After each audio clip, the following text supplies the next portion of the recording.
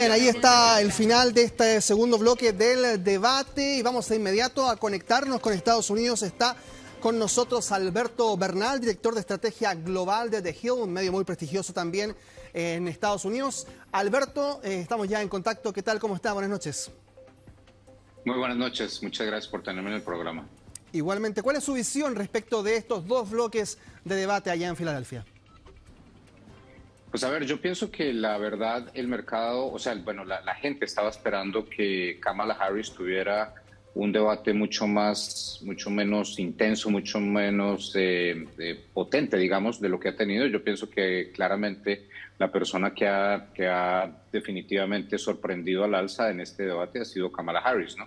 Todo el mundo sabe que Trump es una gran persona o sea, es un gran político para debatir. Kamala Harris, la gente tenía sus dudas y yo creo que sin duda alguna en este momento la gente está viendo una Kamala Harris bastante hábil en el podio, ¿no? Alberto, se lo consultábamos aquí a Miguel Ángel Fernández. Él nos decía que Kamala Harris ha sabido consolidar una ventaja que ha obtenido, pero que Donald Trump se ha visto mucho más diezmado. ¿Comparte esa visión de que al final aquí ha perdido más Donald Trump de lo que tal vez ha ganado Kamala Harris? Yo creo que sí, la verdad. Yo pensaba que yo pensaba que la estrategia de Donald Trump iba a ser básicamente estar más tranquilo, no perder el control y simplemente recordarle a los norteamericanos que Kamala Harris y Joe Biden han sido presidentes durante 3.5 años, o sea, desde el 2020, desde 2021, perdón, y que por lo tanto todo lo que los norteamericanos están viendo que no está funcionando en el país es culpa de ellos. Pero creo que Kamala Harris ha sido bastante hábil en sacarlo, digamos, del libreto. Y por lo tanto sí pensaría claramente que es una sorpresa que le haya ido mucho mejor a Kamala Harris a lo que yo esperaba personalmente, ¿no? Y el mercado, por ejemplo, una de las cosas que hacemos nosotros los analistas del mercado es mirar lo que pasa en el tiempo real con las apuestas de quién va a ganar la elección. Y desde que comenzó el debate, el contrato de Kamala Harris ha subido 6 centavos y el contrato de Trump ha caído 6 centavos. Entonces, claramente el mercado está pensando que Kamala Harris ganó o está ganando el debate. Sí, estamos conversando también aquí con Miguel Ángel Fernández en el estudio. ¿Concuerdas que la misión de Donald Trump también era buscar que aquellos votantes que pudieran estar indecisos no se desencantaran de las formas también que podía utilizar en el debate? Sí, efectivamente, Trump tenía muchos desafíos. Uno de ellos es mantener a la base bien movilizada, y algo que no ha logrado, porque no ha logrado conectar de alguna manera con ese mensaje de Make America Great Again que lo ha llevado a tener un movimiento. Y hay una cosa clave ahí, Kamala Harris sorteó muy bien no conectarse directamente con la administración de Biden, como bien decían acá, ¿no es cierto? Pero aparte de otra cosa, Trump no lo logró. Trump no logró poner a Kamala Harris en un aprieto para decirle, oiga, este es el legado de Biden, etcétera, como lo dice repetidamente en sus rallies. Y eso es un gran triunfo de Harris en una noche que probablemente la va a tener muy contenta a ella y a los demócratas. Es un punto bien interesante, sobre todo pensando que ella sería una continuadora, o al menos así ha sido sindicada por Donald Trump. Y ahí, Alberto, ¿usted cree que finalmente ella logra ese despeje que ella misma lo dice? Yo no soy Joe Biden finalmente, pero logra tal vez transmitir eso según el análisis que también ustedes hacen en los días anteriores, por ejemplo. Pues yo personalmente, la verdad, no pensé que fuera a ser tan hábil Kamala Harris para lograr ese tema tan complicado, ¿no? Porque yo lo que pensaba y lo que le decía a mis clientes era, pues Kamala Harris para desenmarcarse de la administración Biden va a tener que sacrificar a Biden. Y no lo ha sacrificado. O sea, realmente es impresionante porque no lo tiró por debajo, como dicen en Estados Unidos, throw him under the bus, o sea, no lo tiró por debajo del bus. Y logró en cierta forma decir, pues, cierto que hay muchos problemas en Estados Unidos, pero pues no es mi culpa tampoco.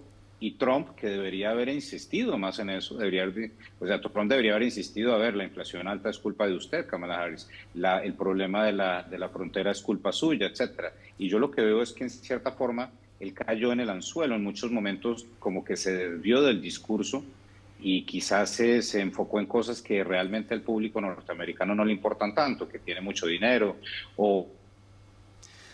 Sí, se nos cortó brevemente ahí con Alberto Bernal. Vamos a volver con él al regreso cuando ya estemos en la conclusión de este debate, pero ya estamos de vuelta con la señora. Ha terminado el debate presidencial entre Kamala Harris y Donald Trump.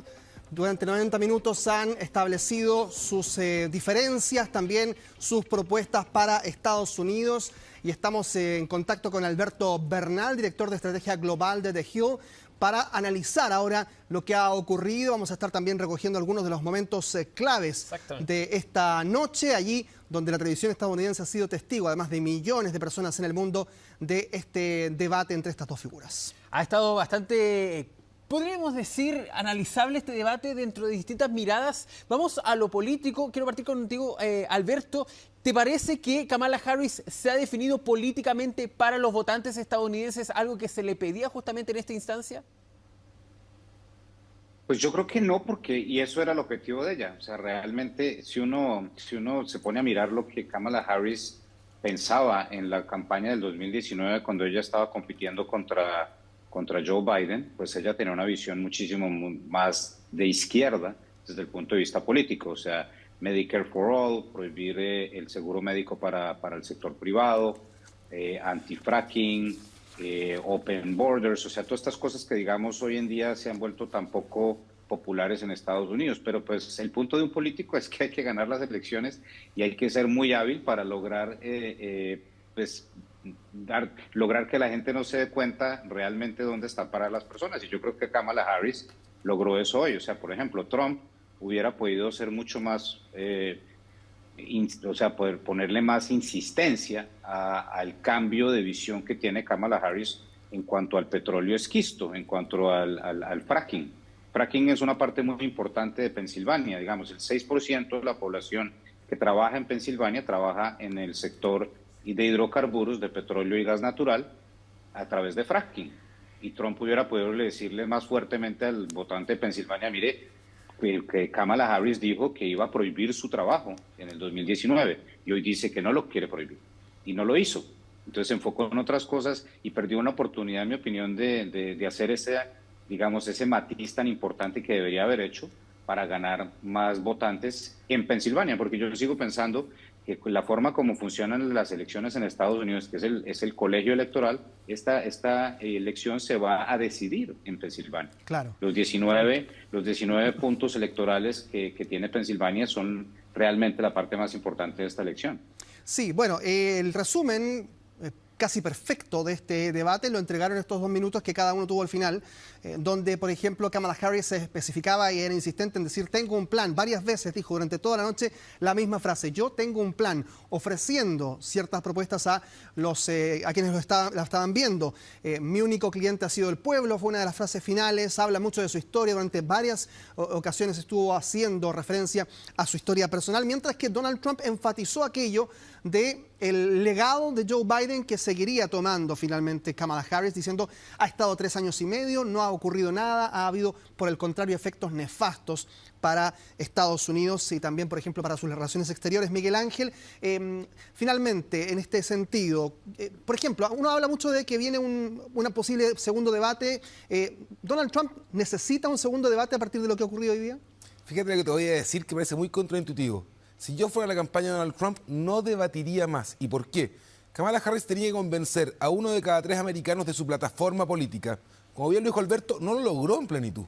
Donald Trump tenía que intentar vincular a Biden, tampoco lo logra, pero en el balance parece más debilitado Donald Trump con una Kamala Harris que lo hizo mejor de lo que parecía. Quedan 56 días para la elección y si un segundo debate deja a Trump igual de mal parado y a Kamala Harris creciendo, la verdad la cosa es que podría terminar siendo ese pequeño elemento que inclina la balanza en estadios como Nevada o Pensilvania. Ahora, estamos de acuerdo todos, y le voy a preguntar a Alberto, que efectivamente no hubo un antes y un después hoy día, no ha marcado diferencias este debate sustanciales como para decir, aquí se marca el punto de inflexión, que era una de las teorías previas, ¿no?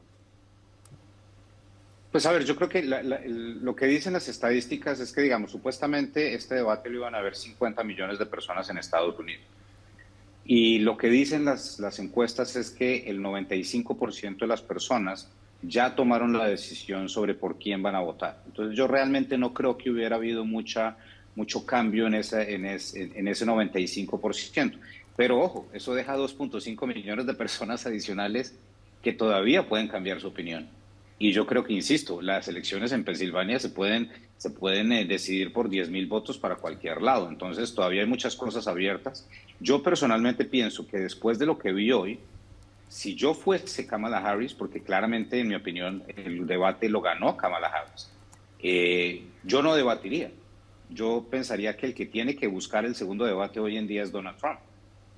Ya, entonces ahí tenemos ya una diferencia. Ahora, personalmente a mí me gusta más, hay un debate que a mí me encanta que es el del foro. Sí. Finalmente donde ellos se enfrentan a un público, el público seleccionado, hay que decirlo, con pinzas, elige finalmente las preguntas. Ahí, Miguel Ángel, ¿beneficiaría eso tal vez, pensando en que ya, va a haber un nuevo debate? ¿Podría beneficiar a uno u otro candidato? Por ejemplo, Donald Trump podría explicar libremente lo que él quiere. Esto, Alberto decía hace un rato atrás que Donald Trump era bueno debatiendo. Yo creo todo lo contrario. La única vez que Donald Trump hizo un debate medianamente decente en Estados Unidos fue contra Hillary Clinton en 2016 en el formato más libre de Town Hall, que le permita a Donald Trump utilizar de alguna manera la rapidez mental que tenía al menos en el 2016 para poder pegarle un cortito, como decimos un buen chileno, a Hillary Clinton. Uno recuerda eso de estarías presa, por ejemplo, que se viralizó. Porque Alberto tiene un punto muy importante. Los debates los ven 50 millones de personas, pero que son el público más interesado. La pregunta es qué se produce con el debate. Memes, videos cortos, viralización de contenido, que en el debate de hoy en día no hay ninguna cuña tan potente, por ejemplo, Donald Trump, que pueda viralizar. Kamala Harris sí logró un par de puntos en eso, que los va a utilizar en publicidad abierta en Estados Unidos a través de la televisión. Sí, los invito a que, junto a Alberto, que está ahí en Estados Unidos, en Miami, y también acá en el estudio con Miguel Ángel, vayamos revisando algunos momentos, algunos extractos breves de lo que ha sido esta hora y media de debate. Por ejemplo, uno de los temas principales y que de inmediato salió a la luz es el de la migración en Estados Unidos. Kamala Harris hablaba de un proyecto de seguridad fronteriza que finalmente vota a Donald Trump. Donald Trump, maten ese proyecto, le dice Kamala Harris, que es lo que habría dicho. Bueno, revisemos ese momento y también las respuestas del candidato republicano. ¿Saben qué pasó con ese proyecto de ley? Donald Trump tomó el teléfono, llamó a sus amigos en el Congreso y dijo, maten ese proyecto. ¿Y saben por qué? Porque él prefiere usar este problema para su campaña en vez de solucionarlo. Aurora, Springfield y también muchos más que no quieren hablar de esto porque les da mucha vergüenza eso. En Springfield se están comiendo a los perros, las personas que entraron se están comiendo a los gatos, se están comiendo a las mascotas de las personas que viven ahí. Y esto es lo que está sucediendo en nuestro país, que es una vergüenza. En cuanto a los mítines, la razón por la que las personas van es porque les gusta lo que yo digo. Quieren traer de vuelta al país en nuestras manos, quieren hacer América grande de nuevo. Ahí tenemos un momento que además le valió el primer chequeo de datos a Donald Trump, algo que además en las redes sociales también ha criticado bastante justamente el hecho de que se haya chequeado muchísimo a Donald Trump por sobre el Kamala Harris. Bueno, parte también de la discusión que se lleva. Miguel Ángel, ¿crees que aquí en un tema migración, que es el fuerte de Donald Trump, pudo sacar réditos, se sostuvo al menos pensando que al menos los números, las encuestas, algunas van indicando que Donald Trump tuvo más un retroceso que un avance? Donald Trump perdió la oportunidad de endosarle el problema de migración y la sensación de criminalidad que existe en varias ciudades de Estados Unidos a la administración Biden-Harris. De hecho, fue tan así, ¿no es cierto?, que el anchor de ABC termina diciendo ya pasó el tiempo de la migración cuando uno intenta volver a aquella. Y eso es porque Donald Trump se vio descontrolado a ratos, se vio demasiado a la defensiva en un objetivo que tenía Kamala Harris, que yo creo que lo hizo relativamente bien, que es esta idea de poner a Trump como un ser egoísta, personalista, que no le interesa el proyecto país y solo le interesa a sí mismo, que fue una acción repetida a lo largo de todo el debate por parte de la demócrata, que se preparó muy bien, y eso se notó mucho, porque ocupó el playbook del debate de muy buena manera. Sí, Alberto, tú estás específicamente en Florida, justamente que es la base de operaciones del propio Donald Trump y donde se ha localizado uno de los casos que se siguen en su contra. Mucho se hablaba de cuánto iba a tomar de esos casos judiciales que enfrenta Donald Trump, Kamala Harris, en contra de su oponente. Aparentemente no hubo tal ejercicio, al menos no hubo tanto énfasis en eso, probablemente pensando en que esos casos no tienen resolución pronta, ¿no? Y además yo diría que realmente lo que siento yo de hablar con las personas y ver lo que pasa en Estados Unidos, yo creo que esos casos no le importan a las personas ya. O sea, la gente que va a votar por Trump, vota por Trump sabiendo lo que es. O sea, todo el mundo sabe quién es Trump. Aquí no hay, digamos, la vida de Trump la han estudiado los medios durante los últimos 8 años y ya todo lo que hay que saber de Trump yo creo que se sabe, ¿no? Pero una cosa que me parece muy importante es lo que dijo Miguel Ángel. Yo estoy totalmente de acuerdo con lo que dijo Miguel Ángel. El tema de la frontera es la parte más poderosa que tiene la campaña de Trump. Y yo sinceramente te digo, Trump, una persona tan sagaz, yo no entiendo cómo no utilizó la oportunidad del debate para contarle a Estados Unidos que Kamala Harris hoy, que hace 3 años y medio decía que el muro que quería hacer Trump era una violación a los derechos humanos, hoy en día Kamala Harris utiliza imágenes del muro que construyó Trump en sus campañas. Es algo que yo realmente no entiendo cómo no utilizó los colombianos decimos ese papayazo, o sea, es un regalo político que le dio y Trump no lo hizo. Y me llama muchísimo la atención esa que no pensó en eso, o no tuvo la capacidad tan rápida de recopilar ese argumento, ¿no? Y ahí, Alberto, esas contradicciones, le sacaron el tema del fracking, por ejemplo. Muchas veces ella también dijo, pareciera ser que ella también sabía cuál era su debilidad. Dijo, hay que cambiar la página, hay que mirar para adelante, hay que seguir avanzando. Pero siempre dijo, cambiar la página. Puede ser que ella también haya estudiado bien ese punto, entendiendo que podía ser atacado y que incluso, lo que tú decías, que Donald Trump tampoco aprovechó esos momentos para atacar esas contradicciones. Total, y yo por ejemplo no entiendo, por ejemplo, en una conversación que tuve con unos inversionistas hoy, hablando sobre el debate, yo les dije, mire, yo creo que lo que va a suceder en el debate es que Donald Trump va a mirar a la Cámara y le va a decir, porque está en Pensilvania, le va a decir, señor ciudadano de Pensilvania, que usted trabaja en la industria de gas y de petróleo, si esta señora gana la elección, usted no va a tener cómo alimentar a su familia. Y no lo hizo. O sea, es increíble porque es que esas contradicciones son las cosas que puede utilizar Trump para ganarle votos a Kamala Harris y no lo hizo porque, como dice Miguel Ángel, yo también vi que Trump, o sea, aquí a mí me pareció que Kamala Harris manejó este debate en una forma increíble. O sea, ella es una prosecutor, es una persona que fue educada pues en cómo presentar casos judiciales en una corte y yo creo que se vio clarísimo que es muy hábil en ese sentido y yo pues que pensaba que Trump era una persona que, bueno, he visto debates de Trump muy hábiles en el pasado, pero yo creo que en este momento, esta noche, sí perdió el control un par de momentos en el debate y eso se lo van a cobrar.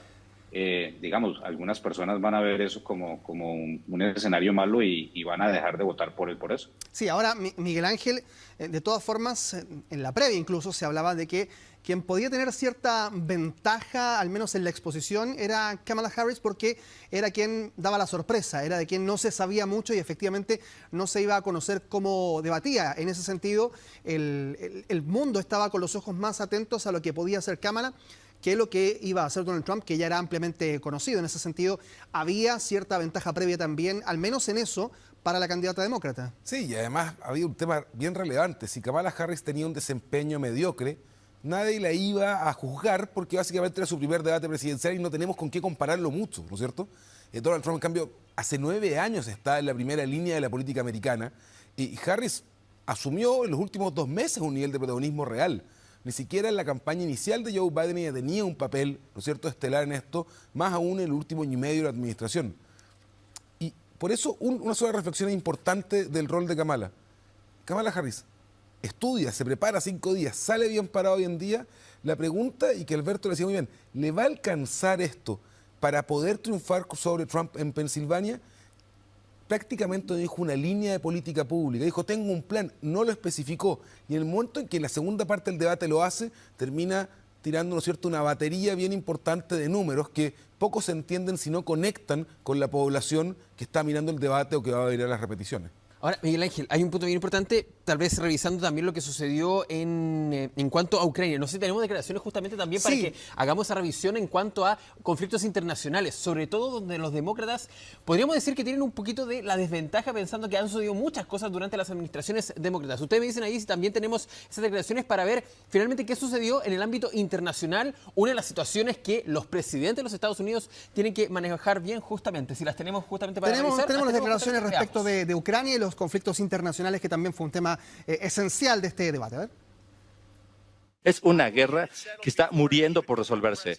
Yo la voy a resolver y siquiera antes de ser presidente. De nuevo, cuando sea presidente electo, lo que voy a hacer es que voy a hablar con un lado, con el otro, los voy a reunir. Y esta guerra, de hecho, nunca hubiera sucedido. Y de hecho, cuando vi a Putin, después de irme, por desgracia, tuve que irme porque nuestro país se está yendo al infierno. Pero antes de irme, cuando lo vi amasando soldados, le dije, quizá debe estar negociando, debe ser un punto importante de negociación, pero no lo era. Y yo creo que la razón por la que Donald Trump dice que esta guerra se acabaría en 24 horas es porque simplemente se renunciaría a ella, y así no somos nosotros en Estados Unidos. Yo me reuní con Zelensky unos días antes de que Rusia los invadiera, intentando hacer un cambio en los límites territoriales, intentando desafiar una de las reglas internacionales más importantes, que es la soberanía. Estuve allí y mediante mi trabajo y el de otros reunimos a 50 países en apoyo a Ucrania en esta autodefensa.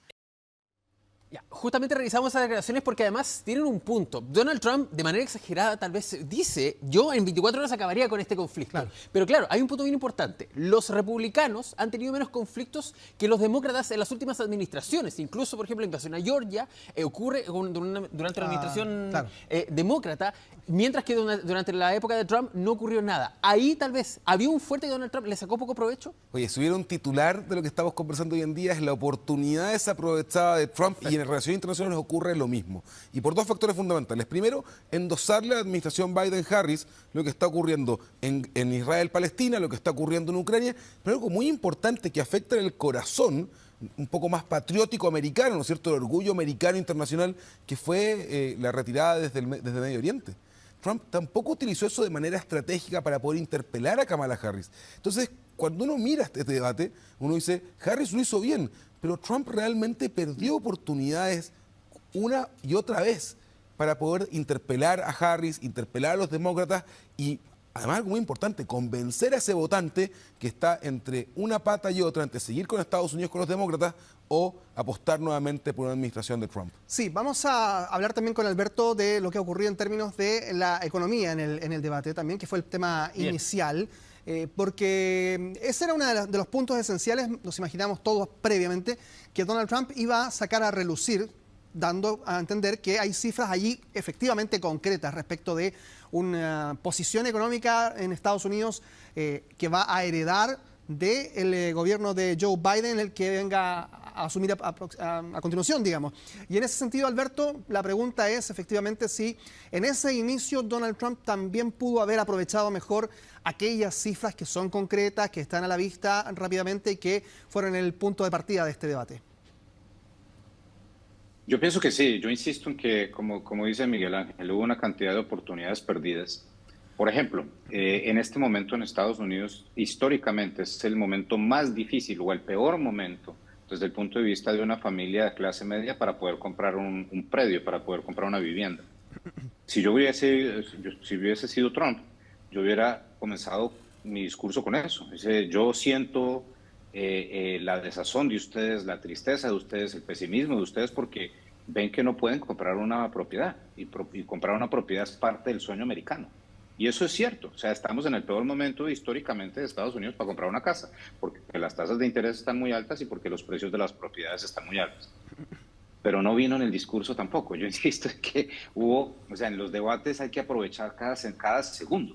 Y Trump en momentos quizás por defenderse o por su ego, etcétera, perdió oportunidades muy importantes de decir, mire, si yo soy presidente, yo voy a hacer esto, esto y esto. O si no, que Kamala Harris hubiera dicho, yo le voy a dar a usted la posibilidad de comprar una casa, y entonces Trump, en vez de comenzar a defenderse de temas que realmente no son importantes, hubiera dicho, bueno, y si usted sabe cómo hacerlo, ¿por qué no lo hizo en los últimos 3 años y medio? Oportunidades muy sencillas que perdió, desafortunadamente, desde el punto de vista del campo de Trump, pues perdieron esa oportunidad para ganar más votos. Alberto, y hay un punto bien importante. ¿Hay alguno de los dos candidatos que dé una sensación de más seguridad, por ejemplo, de mejora en lo económico, tú que estás justamente allá en Estados Unidos? Yo sí creo porque el norteamericano se acuerda del tiempo de Trump como un tiempo de baja inflación.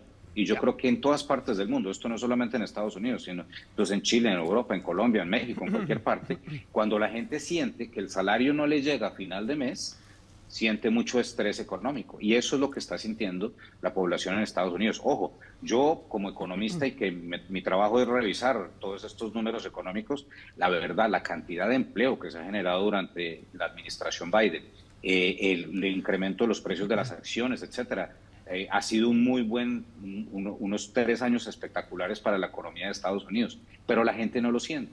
¿Por qué? Porque la clase media baja no llega a final de mes porque todo está muy caro. Bien, Miguel Ángel, ¿compartes tú esa visión respecto de la economía actual en Estados Unidos y de cómo puede sacarle provecho a lo mejor al próximo presidente? Así es, y lo dijo Bill Clinton en 1992. Es la economía lo que finalmente muchas veces decide las elecciones. Hay un dato brutal cuando uno mira las estadísticas de Estados Unidos. El 35% de los condados en Estados Unidos ha perdido ingreso mediano en los últimos 3 años. ¿Y eso qué significa? La gente ve que el huevo está más caro, ve que el pollo está más caro, ve que la canasta básica, en términos chilenos, no le alcanza. Eso es algo que Donald Trump podría aprovechar, pero que hoy día no se vio ni en el momento inicial ni en su discurso final. Y cuando se pierden oportunidades tan importantes como estas en política, los resultados pueden salirte desfavorables. Veamos lo que pasó en temas valóricos también, Sí. porque se mencionó, ¿no?, el caso Roe versus Wade, y ese es un tema que marca diferencias bastante radicales entre ambos candidatos. Vamos a revisar este extracto y luego conversamos acá. En cuanto a la prohibición para al aborto, yo no estoy a favor de la prohibición al aborto y eso no importa porque este tema ahora ya ha sido tomado por los ¿Usted estados. vetaría una prohibición de aborto a nivel nacional? No voy a tener que hacerlo porque, de nuevo, 2 cosas. Número 1, ella dice que llegará al Congreso. No habrá voto, no podrá lograr el voto ahí. Particularmente ahora con un Congreso que es mitad y mitad en el Senado y la Cámara. No puede obtener el voto, no lo va a lograr, ni siquiera se va a acercar. Y esto me recuerda cuando dijeron que iban a lograr que se perdonaran las deudas de los estudiantes y terminó siendo una catástrofe. Por supuesto que lo que apoyo es que se restablezcan las protecciones de Roe v. Wade. Y como ya lo mencionas muy correctamente, en ningún lugar en los Estados Unidos es permitido que una mujer lleve a término un embarazo y después llegue a pedir un aborto a esas alturas. Eso no sucede y eso es un insulto a las mujeres de este país. Hay que entender lo que ha sucedido con esas prohibiciones de aborto de Donald Trump. Hay parejas que han rezado, han soñado con formar una familia, que no pueden tener tratamiento de fertilización in vitro. Lo que está pasando en este país es que mujeres trabajadoras, personas trabajadoras con 1 o 2 empleos, que apenas si pueden tener acceso a cuidados de salud infantil. Claro, otro momento que también estuvo tenso con los chequeos de parte de los moderadores en este caso, pero también con algunas diferencias que estaba estableciendo, por ejemplo, Donald Trump con Kamala Harris en cuanto a quién debía decidir. Y ahí, Alberto, te consulto a ti, esta situación de que los estados hoy día estén definiendo el futuro del aborto. ¿Cómo se ve esa situación? De que Donald Trump dijo que varios juristas y expertos decían que debían decidir los estados. ¿Es tan así? ¿Se sigue con esa sensación? Y de que debería ser así, por ejemplo, como se ve en Florida, de que sea el Estado el que vote. ¿Qué pasa con el aborto dentro de su territorio? Pues mira, yo creo que es importante hacer una clarificación para todo el público de Chile y todo el público latinoamericano, etcétera. Hay un tema que quizás no es muy entendido por fuera de Estados Unidos. En todas las democracias del mundo, en los países en los cuales el aborto es legal, esa decisión la ha tomado el poder legislativo, no el poder judicial. Exacto. Y eso tiene una lógica. Eso tiene una lógica, que es que el legislativo es el representante del pueblo. Entonces, si el aborto ha de ser legal, lo tiene que aprobar el legislativo. Roe versus Wade es un tema, y por eso es que hay tanta controversia al respecto, fueron las cortes en Estados Unidos las que decidieron la legalidad del aborto. Y eso siempre ha sido un tema que para todos los estudiantes, para todas las personas que conocen bien la Constitución, digamos, todos los constitucionalistas, eso siempre ha sido un tema que debería haber cambiado. Entonces, cuando Kamala Harris dice que Trump